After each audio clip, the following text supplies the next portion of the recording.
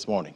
And now to our first conversation. We're looking at fintech space in Nigeria. Fintech is used to describe new tech that seeks to improve and automate the delivery and use of financial services. In Nigeria, the overall financial inclusion target was 80% by 2020. And the Enhancing Financial Innovation and Access data shows that only 64% of Nigerian adults were financially included by the end of 2020. This means that 36% of Nigerian adults, or 38 million adults, remain completely financially excluded. Now let's look at how the fintech space performed in 2021 and what's expected for 2022. Joining us now is Akagu, co-founder, CEO, Trove Finance. Great to have you. Happy New Year. Happy New Year to you as well. Happy to be here. Yeah, it's great to have you. And, experts say 2021 was a special year for Nigerian fintech companies with a higher number of companies across verticals experiencing significant growth in all areas. Can you paint a picture of what 2021 was like, for you in the fintech space? Yeah, definitely. So what we are seeing actually is a confirmation of what we in the startup space have known for quite some time, which is that Nigeria is at the forefront of the African fintech revolution. We have a very young and vibrant population who have easy access to smartphones and are well educated. When you combine that with the various financial inclusion drives by the government, you have the situation we have today. Nigeria has one of the highest number of fintechs on the continent. For us at Trove specifically, 2021 was our best year, but we definitely see that as a trend going forward, not as an outlier. So I believe that by 2022, by the end of 2022, we'll be back here and looking at 2022 as a record year as well. So you have over 3 startups that are valued at over ₦1 billion. So we'll see more of those in 2022, I believe. And Nigerian fintech startups raised almost $800 million in 2021, 120% higher than what fintechs raised in the last 3 years combined. How do you read these numbers? Yeah, at face value, those numbers actually seem mind-blowing, right? But when you take a step back and look at the numbers and look at the share size of the markets, right, and the percentage of population that is either unbanked or underbanked and don't have access to services like banking and wealth management, you see that there's a huge demand for the services that fintechs like Trove provide. One key advantage that fintechs have is the digital-first approach, which allows us to deliver services at a fraction of the cost of traditional establishments, right? So as the year progresses, I think we'd see more fintechs pop up and more Nigerians included in the financial system. And between January and September, 2020, African fintechs, on a broader base now, they raised up to $1.4 billion, signaling, increasing investor appetite for Africa's, growing fintech space. But I see Nigeria took center stage. What's the attraction here with Nigeria? Well, in the startup space, there's this saying that if you can scale in Nigeria, you can scale anywhere, right? Nigeria is by far Africa's biggest market in terms of population size and GDP. You also have a population that have easy access to smartphones, and access to smartphones are considered enormous. You also have another factor, which is the large percentage of people that are underbanked or unbanked, right?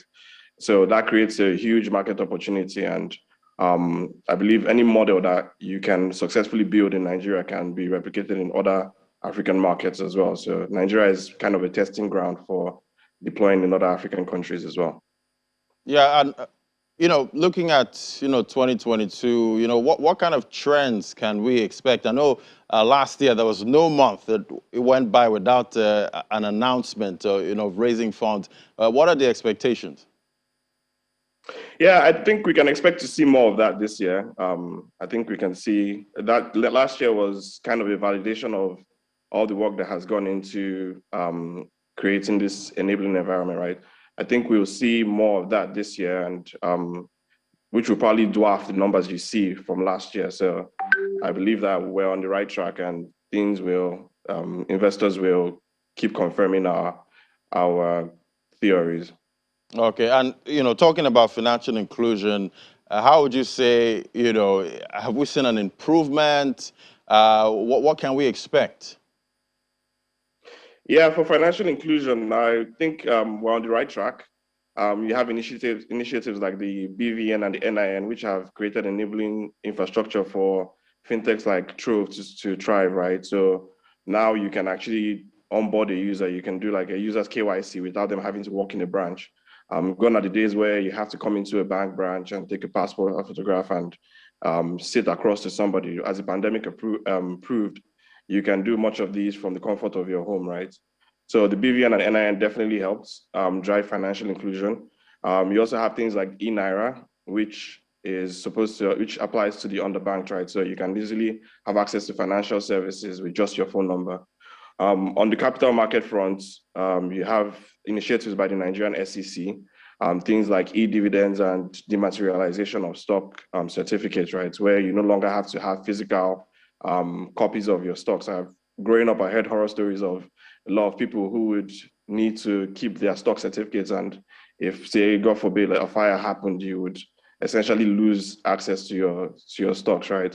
So you have those initiatives that have really driven financial penetration. And we see that those kind of initiatives drive innovation on the fintech side.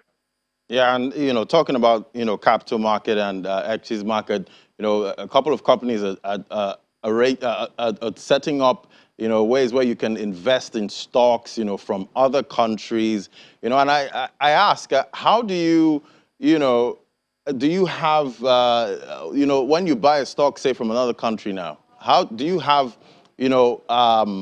what's it called, rights to that stock in case that company actually folds? How do I claim, the stock I supposedly bought, from another country? So it's pretty much a similar situation everywhere, right? If you buy a stock in Nigeria, you have a dematerialized certificate that proves that you own that stock. It's pretty much the same model that applies in countries like the US. The US has things like what they call SIPC insurance, which guarantees you in the event that a broker dealer fails. And in the event that a company fails, there are also consumer protection mechanisms in place as well to protect consumers from loss in those instances. All right. And, some of these, fintech companies, talk about sending funds, without fees. One of the biggest selling points, that these digital banks have used to take the market by storm is free transfers. But I've seen, like, major banks in Nigeria didn't really, take that up. What's the, outlook for that? Yeah, I mean, who doesn't like free stuff, right? But I believe both the digital banks and the traditional banks are playing to their respective strengths, right? And each has their appeal to their respective customer bases. I mean, the ultimate winner in any competition is the consumer, right? So reduction in fees. And I believe you see each faction take from the other's playbook as the year progresses. You look at situations like in the US where you had companies like Robinhood who offered free commission, and eventually all the major players eventually offered free commission on shares. So each player will definitely take from the other's playbook eventually. All right, so we've seen, investments, come from foreign investors. What was, how did you see local investor participation last year? Yeah, local investor participation was actually up. I would go as far as saying that 2022 might just be the year of the Nigerian investor, right? Both in private markets and in public markets as well. One gap that we at Trove have identified is education, investor education. People need to know what they are investing in and the risks associated with these investments, right? But we are driving that on our own part. We are driving that investor education. You also look at events like MTN's recent offer, where you had record participation, I believe, from retail investors as well. So as time goes on, I believe you see more of those type of events and more companies soliciting participation from your everyday retail investor. Because people like to own what they use, right? If I use MTN every day, so I'd much rather own a piece of the company than just be a passive consumer. All right, and these fintech companies are plugging different gaps in the financial system. What trend or what new gap do you see them plugging in 2022? Yeah, so I believe I'm biased. So I would say wealth tech, which is a subset of fintech. So enabling people create wealth just from investing. I think that's going to be the hot sector in fintech for the year going forward. But just as a member of the fintech community, we believe in creating opportunities for people without and democratizing access to financial services. So you would see more of those as this year progresses. All right, and recently we had the startup bill. Can you break down the bill for us? Yeah, so the Nigerian Startup Bill actually formalizes the relations between government and the Nigerian startup community. What the bill actually does is it creates an enabling environment for startups in Nigeria to thrive. Um, this is done by providing a clear regulatory framework and adequate local support, right? It also creates it also gives Nigerian startups access to things like start tax breaks and access to infrastructure and local talents. There's also financing included in the bill as well.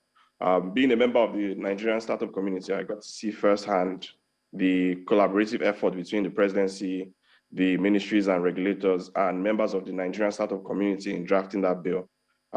So I think a lot of work went into the bill to make that keep Nigeria's place at the forefront of the startup revolution in Africa. And I believe there are a lot of good things contained in the bill. It's a good step forward, and I believe it would definitely see material impact.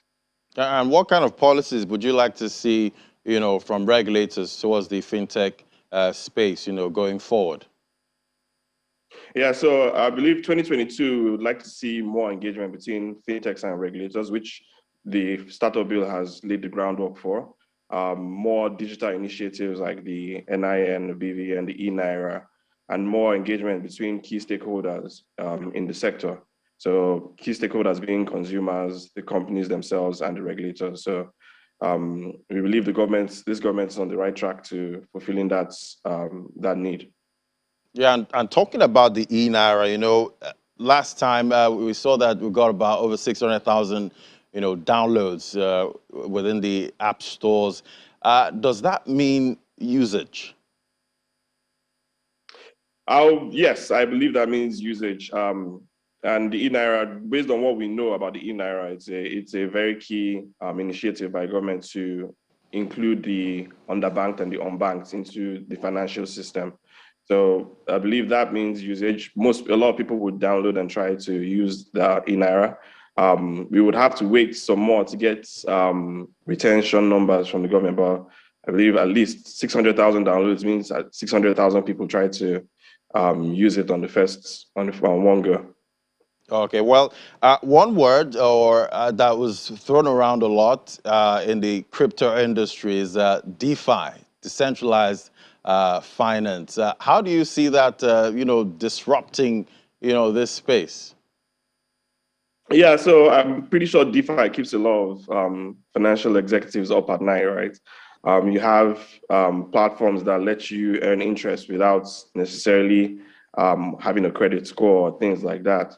Um, DeFi is interesting, but as the year goes by, I believe you look around in countries and there are calls for more regulation, right? Understanding the space and, if possible, being able to regulate it in an efficient way where you can actually still get innovation without risk of without detriments to the consumer. So DeFi is definitely an interesting space to watch out for. And I believe as the year progresses, we'll see more engagement between key stakeholders, being regulators and consumers and the players in that space. But DeFi would probably keep hearing more about DeFi as the year goes by. Yeah, and most of these fintech startups, they're doing well. Nice ideas and all of that. Do you see them, getting listed on the Nigerian exchange at some point? Yes, I believe that's something that will happen eventually. I know the NGX are actually actively looking at how to increase participation from local tech companies on the exchanges, right? So I believe that eventually you would have your unicorns listed on the Nigerian Stock Exchange, and people can buy shares without having to go to New York or London or wherever else Nigerian companies would list. You have more fintechs listed on Nigerian exchanges, allowing more local ownership of these companies. Well, that'll be quite interesting to see. That was Austin Akagu, co-founder, COO, Trove Finance. Thank you so much for coming on the program today. Thank you. Thank you so much.